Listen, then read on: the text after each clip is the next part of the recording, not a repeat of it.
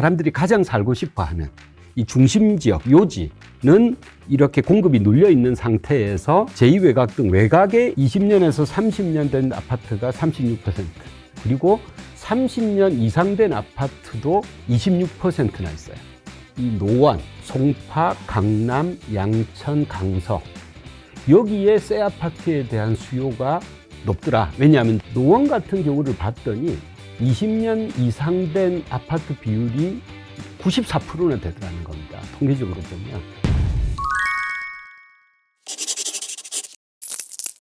네, 계속되는 아파트 공급에도 불구하고 아파트 수요는 지속적으로 생기고 있는데요. 저희 코오비트에서는 이런 아파트 수요가 도대체 어디에서 나오는 걸까? 이런 부분에 대한 질문을 가지고 저희가 리서치를 추가로 해봤습니다. 다들 아파트가 부족하다고들 말씀을 하시잖아요. 네. 실제로 아파트가 부족한 상황인가요? 우선 그 아파트가 부족하다 이렇게 이제 이야기를 하려면 첫 번째는 이제 전국 상을 보면요.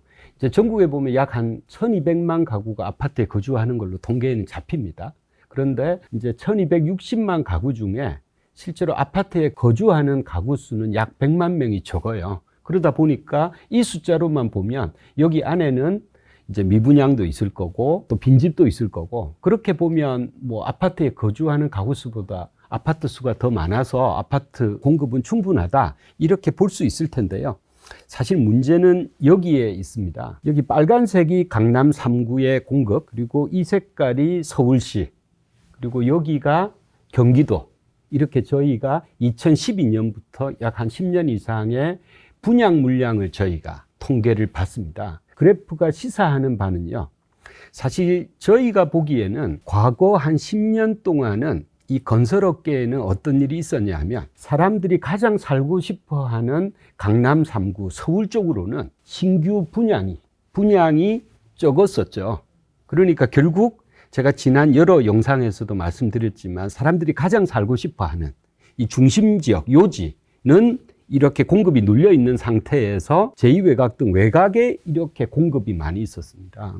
보시면 뭐 수원의 광교라든지 파주 운정지구, 그저 지금 화성의 동탄 신도시 같은 경우에는 어마어마한 분양이 있었습니다. 위례, 미사, 옥정, 그림을 보면 조금 더 뭐 현실적으로 알 수 있는데요. 광고 신도시의 3만 세대, 동탄의 동탄2입니다. 23만 세대, 운정의 8만 세대, 이렇게 아파트가 이제 공급이 됐었죠.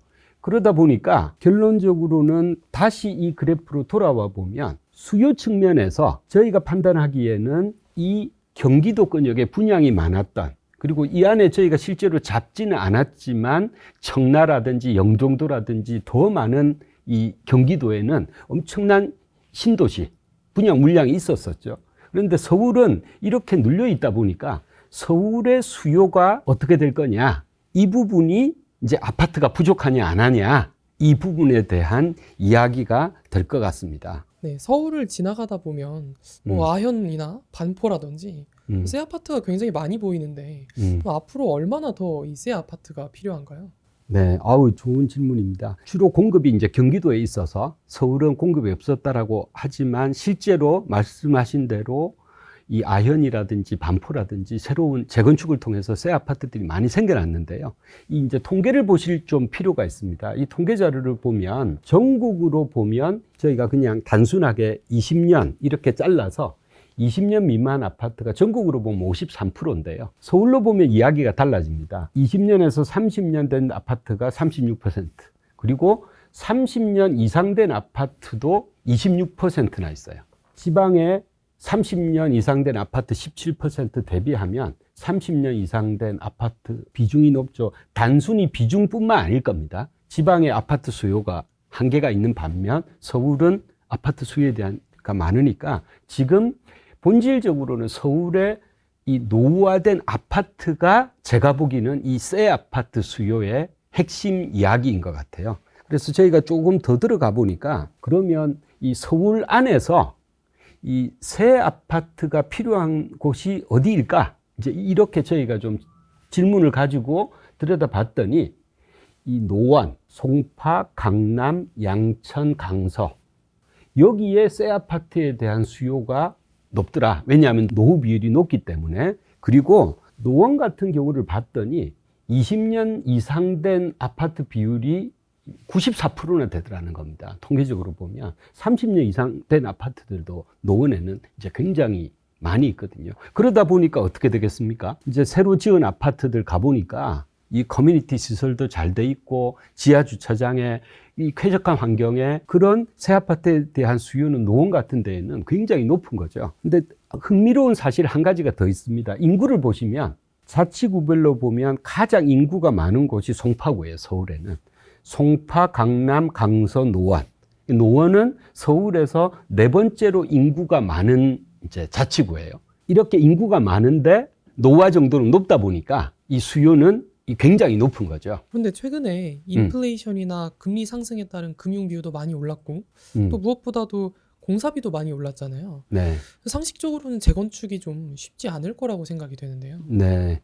사실 수요 측면에서 보면 노화된 아파트에서 사시던 분들이 새로운 아파트에서 좋은 환경에서 살고 싶은 그 수요는 특히 노화가 많이 진행된 노원 같은 데는 상당히 많을 겁니다. 그런데 질문한 대로 공급 측면에서 보면 지금은 공급을 하기 굉장히 어려운 환경이죠. 네, 인플레이션 때문에 공사비도 엄청 올랐습니다. 자재비뿐만 아니라 인건비도 올랐고요. 그러다 보니까 기존의 아파트 짓는데 좀 이해를 돕기 위해서 평당 기준으로 보면 한 600에 지었던 아파트들이 요즘은 이제 1,000만 원을 훌쩍 넘는 단지들도 많이 나옵니다.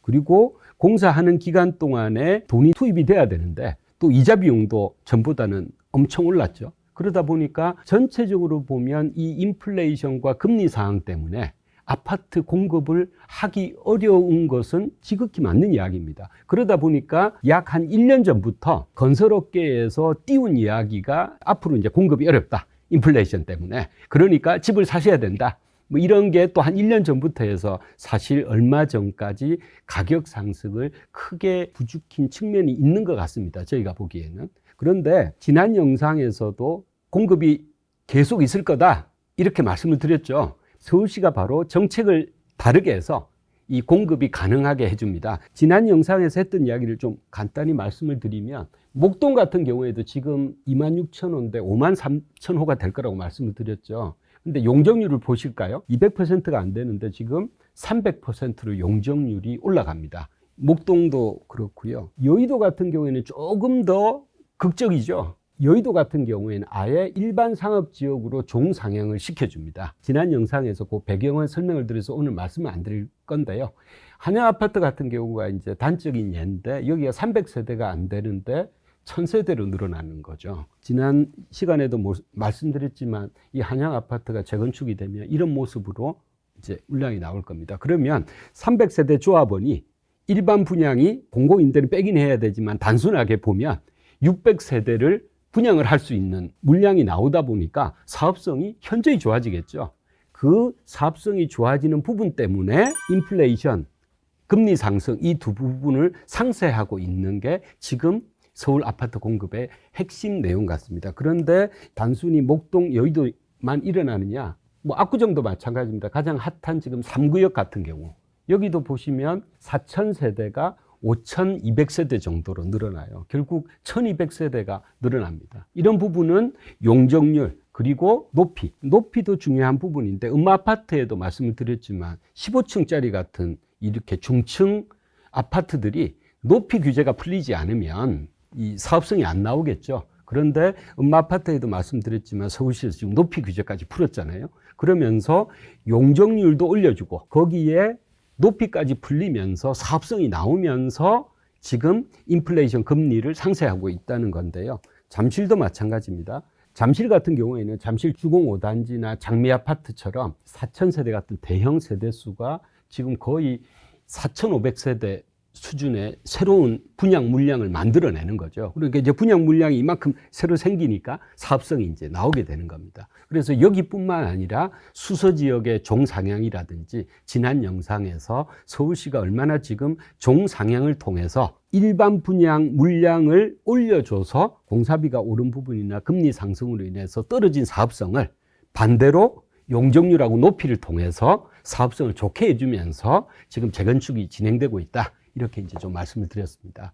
그렇다면 아까 말씀해 주신 대로 노후화가 굉장히 심한 이 노원 같은 경우는 앞으로 재건축 진행이 어떻게 될까요? 네.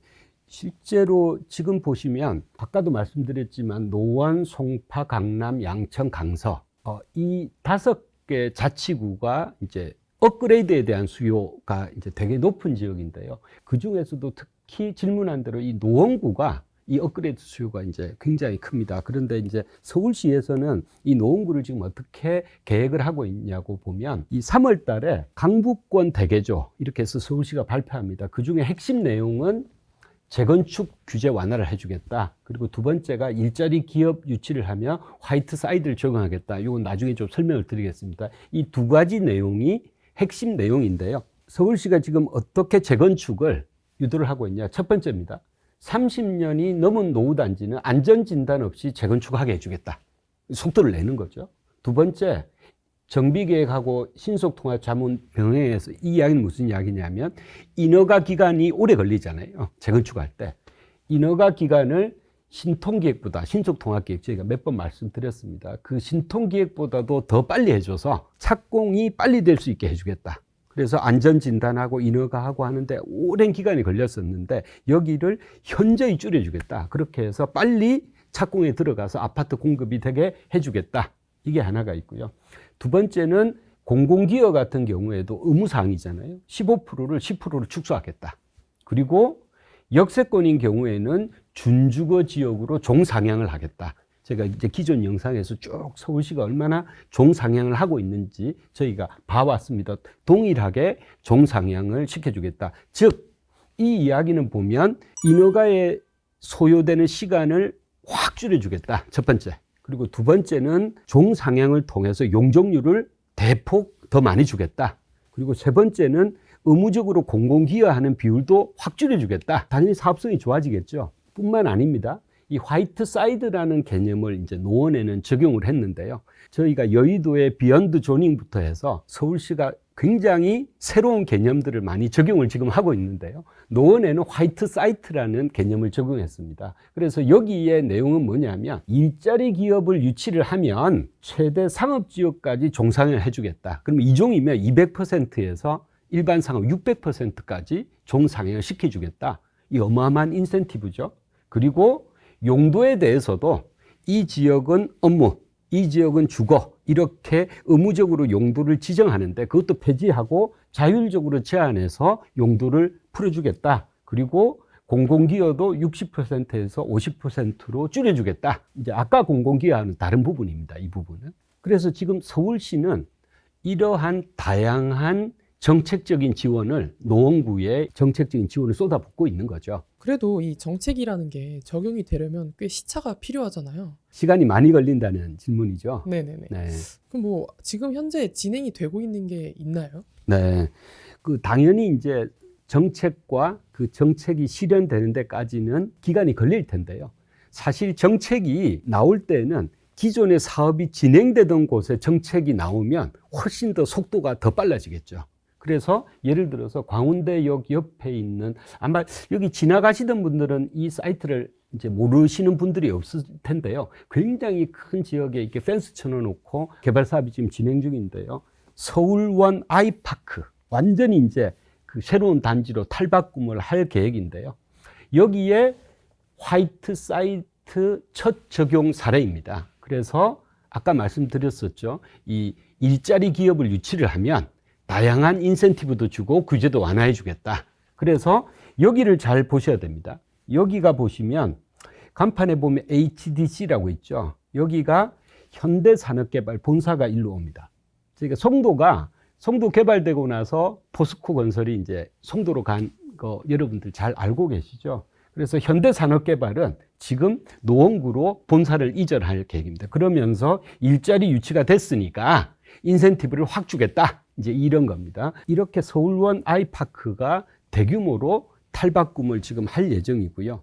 월계 2지구 같은 경우에는 아까 광운대역 개발이 이 검정색 부분이고요. 이 중랑천으로 가는 이 큰 단지를 월계 2지구라고 하는데요. 이 월계 2지구가 현재의 이 아파트들이 이렇게 재건축으로 될 겁니다. 그런데 여기에 핵심적인 서울시의 지원은 뭐냐면 3종 일반을 준주거로 종상향을 해줍니다.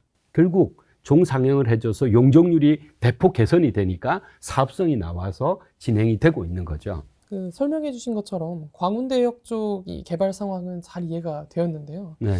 사실 노원의 아파트 하면은 음. 상계, 중계, 하계 이렇게 몰려 있잖아요. 네.